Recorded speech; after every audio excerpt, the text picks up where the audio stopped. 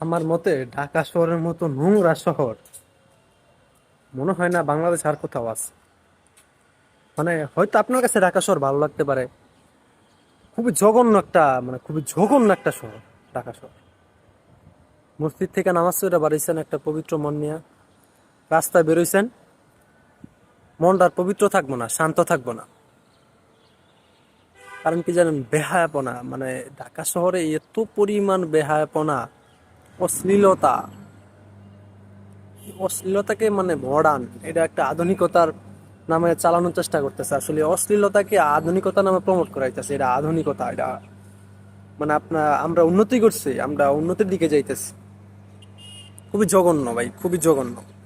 যে ঢাকা আইছে দেখছে সেই কথা আমরা চিন্তাও করতে পারবেন না। রাস্তাঘাটে মেয়েরা কি পোশাকে বের হয়, কি ভাব ভঙ্গি থাকে ভাই, খুবই খারাপ লাগে, খুবই কষ্ট লাগে। আসলে কষ্ট কষ্ট লাগার কারণ কি জানেন, আমরা এই 95% মুসলমানের দেশে আমরা এখন ইসলাম প্রতিষ্ঠা করতে পারি নাই।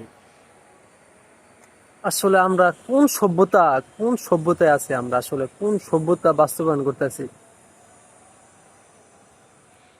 এতটা হয়তো এখন দেশের যে পরিস্থিতি, আমি সেই দিকে নিতে চাইতেছি না।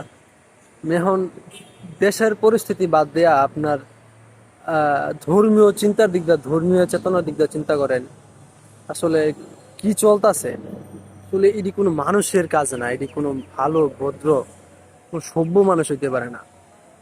বিশেষ করে এখন আমি আছি বসুন্ধরায়। বসুন্ধরা তো জানেন, এটা একটা অন্যতম মানে ভিআইপিদের জন্য একটা এলাকা। এটার ভিতরে যদি আপনি ঢোকেন, আরে বাবা, মানুষের মানে মনে হয় কি শরীরে পোশাক রাহাড়ি বুঝে একটা মানে আনকালচার, মানে কেমন গাইয়া গাইয়া খেত খেত যতটা পোশাক খুইলা ফালাই দেওয়া যায়। তারপর মানে তাদের অঙ্গ ভঙ্গি, ভাব ভঙ্গি, চিন্তা চিন্তা করতে পারবেন না, চিন্তার বাইরে এসব নোংরামি।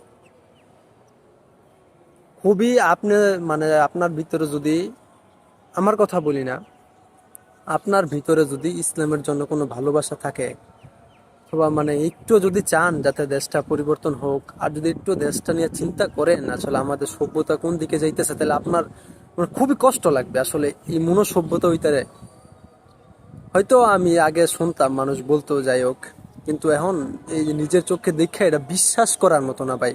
আমি যে বলতাছি শুধু আপনারা শুনতে পারবেন, কিন্তু এমন পরিস্থিতি যদি দেখেন, যদি গ্রাম থেকে কোনো মানুষ প্রথম আয়ে, ওই লজ্জায় চোখ মিলে তাকাই তারে না, নিচের দিকে তাকাই থাকে। বুঝছেন, এই একটা অবস্থা।